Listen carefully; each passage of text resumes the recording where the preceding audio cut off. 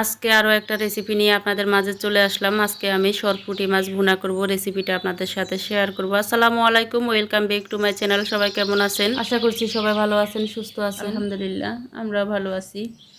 আজকে আমি সরপুঁটি মাছ ভুনা করব। রেসিপিটা আপনাদের সাথে শেয়ার করব। অনুরোধ রইল, ভিডিওটি না টেনে পুরাটাই দেখার চেষ্টা করবেন। আর যদি ভালো লেগে যায় অবশ্যই একটা লাইক দিতে ভুলবেন না। লাইক দিয়ে বন্ধুদের মাঝে শেয়ার করে দিবেন, সবাইকে দেখার সুযোগ করে দিবেন। তো এখানে আমি সরপুঁটি মাছগুলা কেটে ভালোভাবে ধুয়ে পরিষ্কার করে নিয়েছি। এখানে আমি 6 পিস মাছ নিয়েছি। একটা মাছকে 2 ভাগ করে নিয়েছি। মাছগুলাতে আমি লবণ হলুদ মেখে নিয়েছি। হাফ চা চামচ হলুদ দিয়েছি, আর হাফ চা চামচের বেশি হবে লবণ দিয়েছি। পরে আরও লবণ দিব।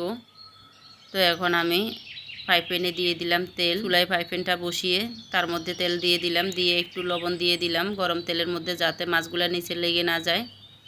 এখন একটা একটা করে মাছ দিয়ে দিচ্ছি। এভাবে মাছ ভাজতে গিয়ে যদি তেলের পাতিলে মাছটা আটকে যায়, তাহলে আপনারা কি করবেন, প্রথমে গরম তেলে একটু লবণ দিয়ে দিবেন, তাহলে মাছটা আর আটকেবে না, সহজে উঠে যাবে। চুলার আঁচ মিডিয়ামে রেখে আমি মাছগুলা ভেজে নেব। এপিঠ ওপিঠ 2 পিঠই লাল লাল করে ভেজে নেব। কম বেশি সবাই রান্না করতে জানেন। তো আমার এই রেসিপিগুলা যারা একেবারে নতুন, রান্না করতে জানেন না, তাদের জন্য। তো আমার মাছগুলা ভাজা হয়ে গেছে, যেগুলো আগে দিয়েছি ওই মাছগুলা ভাজা হয়ে গেছে। এখন উঠিয়ে নিচ্ছি। বাকি মাছগুলো আমি কীভাবে ভেজে নেব। মাছগুলো এক সাইডে রেখে আমি কিছু পেঁয়াজ কুচি দিয়ে দিলাম। পেঁয়াজগুলো আমি কিছুক্ষণ তেলে ভেজে নেব। দিয়ে দিলাম টমেটো। এখানে আমি একটারও বেশি হবে টমেটো দিয়েছি। আমার কাছে টমেটো দিয়ে মাছের চচ্চড়ি করলে বা মাছ ভুনা করলে খুবই ভালো লাগে। এখন হচ্ছে আমি আরও কিছু লবণ দিয়ে দিলাম। প্রথমে একটু দিয়েছি, এখন আরও কিছু দিয়ে দিয়েছি। দিয়ে দিচ্ছি আদা রসুন বাটা। আমি 1 চা চামচ দিয়েছি রসুন বাটা, হাফ চা চামচের বেশি দিয়েছি আদা বাটা। দিয়ে আমি কিছুক্ষণ ভেজে নিলাম পেঁয়াজ টমেটোর সাথে। ভেজে নিয়ে এখন আমি কাঁচামরিচ ফালি দিয়ে দিলাম। 4টে কাঁচামরিচ আমি ফালি করে দিয়ে দিয়েছি। এখানে আমি লাল মরিচের গুঁড়োও দিব, সেজন্য আমি কাঁচামরিচটা কম দিয়েছি। তো দিয়ে দিলাম হাফ চা চামচ হলুদ গুঁড়ো, হাফ চা চামচেরও কম হবে মরিচ গুঁড়ো দিয়ে দিয়েছি। একদম হাফ চা চামচের থেকেও কম হবে ধনিয়া গুঁড়ো, জিরা গুঁড়ো দিয়ে দিলাম। একটা প্রাণ স্বাদের মশলা। সবগুলা দেয়া হয়ে গেলে আমি মিডিয়াম আছে সবগুলা কিছুক্ষণ নেড়ে ছেড়ে ভেজে নেব। আপনারা যারা আমার ভিডিওটি নতুন দেখছেন, প্লিজ আমার চ্যানেলটা সাবস্ক্রাইব করে দিবেন। আর ফেসবুক থেকে দেখে থাকলে প্লিজ আমার পেজটি ফলো করে দিবেন।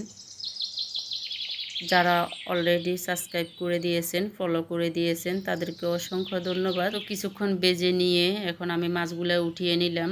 নিয়ে পানি দিয়ে দিলাম মশলাটা কষানোর জন্য। পানি দিয়ে একটু নেড়ে ছেড়ে আমি এখন ঢাকা দিয়ে মশলাটা কষিয়ে নিব।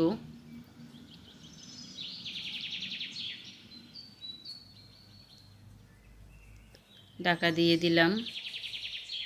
আমার ভিডিওটি এই পর্যন্ত যদি আপনাদের কাছে ভালো লাগে, প্লিজ একটা লাইক দিয়ে বন্ধুদের মাঝে শেয়ার করে দিবেন, সবাইকে দেখার সুযোগ করে দিবেন।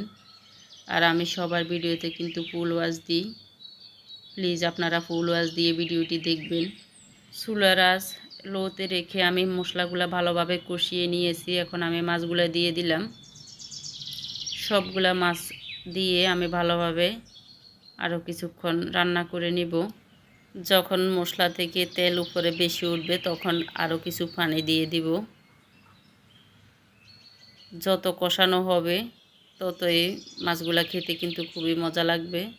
তো এখন আমি আরও কিছু ফুটান্ত গরম পানি দিয়ে দিলাম। আমি যে পাতিলের মধ্যে মাছগুলা লবণ হলুদ মেখে রেখেছি, ওই পাতিলটা ধুয়ে আমি কিছু গরম পানি দিয়ে ভালোভাবে ঢাকা দিয়ে আমি রান্নাটা করে নিলাম। এই তো আমার রান্নাটা হয়ে গেছে। মাছ বোনাটা আমার রেডি। আমি এখন ধনিয়া পাতা দিয়ে দিলাম। দিয়ে এখন নেড়ে চেড়ে নামিয়ে নেব। আমার ভিডিওগুলা কিন্তু আমি 4 থেকে 5 মিনিটের ভিতরে রাখার চেষ্টা করি, যাতে কারো দেখতে অসুবিধা না হয়, বিরক্ত না হয়, কেউ যেন বিরক্ত বোধ না করে। তো আমার ভিডিওটি আজকে এ পর্যন্ত। সবাই ভালো থাকবেন, সুস্থ থাকবেন। ভিডিওটি দেখার জন্য সবাইকে অসংখ্য ধন্যবাদ। আবার নতুন কোনো রেসিপি নিয়ে আপনাদের মাঝে চলে আসবো। আল্লাহ হাফেজ।